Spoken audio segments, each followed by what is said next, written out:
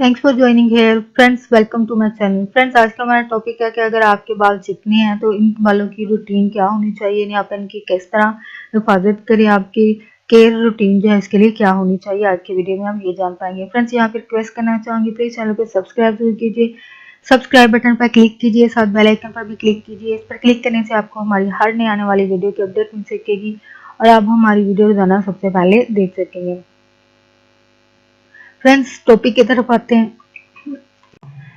Friends, care से पहले आपको पता होना चाहिए कि आपके बाल जो हैं चिकने हैं या नहीं। इसकी पहचान आप ये ऐसे कर सकते हैं कि देखने में तेल लगे चिकने और एक दूसरे से चिपके हुए लगते हैं। देखने में ये बाल ऐसे होते हैं। अमूमन जिन लोगों की जिल्द है वो चिकनी होती है, इनके बाल भी चिकने होते हैं। यानी अगर आपकी ऑयली है स्किन, चेहरे पर भी अगर चिकनाई है तो समझ जाएं कि आपके बाल भी जो है वो भी चिकने ही होंगे। ये देखने के लिए कि आया आपके बाल चिकने हैं या नहीं, इसका तरीका ये है कि साफ करने के एक दिन बाद अपने सर की जिल्द को हाथों की उंगलियों से दबाकर या रगड़ कर देखें। अगर आपको अपनी उंगलियों की पोरों पर यानी टिप्स पर तेल या चिकनाई की लगी हुई तह नजर आए तो समझ आए कि आपके बाल जो है वो चिकने हैं। चिकने बाल ज्यादातर बेजान नजर आते हैं। तेल के अखराज से खुश्की हो जाती है जिसकी वजह से बाल जो है वो गिरने लगते हैं। इनकी हिफाजत और केयर के लिए आप बाकायदगी से शैम्पू जरूर करते रहें। एसिड वाली अशिया जैसे कि लीमू या सिरका वगैरह जो है इनको पानी में डालकर इससे अपने बालों को वॉश जरूर करें। अपने बालों को बार बार अपने बालों को बार बार टच मत करें। तेल का मसाज जो है वो आप कम करें चिकनाई दूर करने के लिए।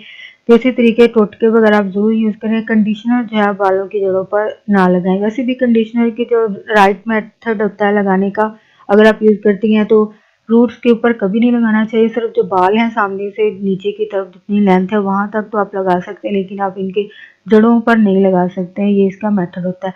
चिकने बालों के लिए आप लीमू मिला जो शैम्पू है वो आप नहीं, अगर आप शैम्पू खरीद रहे हैं तो ये देखें कि उसमें लेमन होना चाहिए। आप वो यूज़ कर सकती हैं। बालों को ज़्यादा और रगड़ कर धोने की भी ज़रूरत नहीं होती है।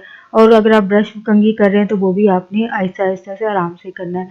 और इसके अलावा आप एक टोटका यूज़ कर सकते हैं कि 1 चम्मच सेका, 1 अदद नींबू का रस और 1 कप पानी को हल करके आप अपने चिकने बालों में आहिस्ता आहिस्ता इसको लगाएं और हल्के से इसकी मसाज करें। इसके अलावा मेहंदी का इस्तेमाल भी आपके लिए मुफीद हो सकता है। और मुरगन ग़िज़ाएँ अगर खाती हैं, तली हुई चीज़ें खाते हैं तो इससे आपको परहेज़ करने की ज़रूरत है। और कोशिश करें कि फल और सब्जियों को आप अपनी ग़िज़ा का हिस्सा ज़रूर बनाएं। और फ्रेंड्स, आज का टॉपिक आपके लिए इन्फॉर्मेटिव और इंटरेस्टिंग रहा तो प्लीज़ मज़ीद अवेयरनेस और आगाही के लिए आगे फ्रेंड्स एंड फैमिली के साथ वीडियो को शेयर ज़रूर कीजिएगा, वीडियो को लाइक ज़रूर कीजिएगा, कमेंट ज़रूर कीजिएगा। अगर आपकी कोई केयर रूटीन है तो हमारे साथ आप कमेंट में लिख के ज़रूर शेयर कीजिएगा। Thanks for watching.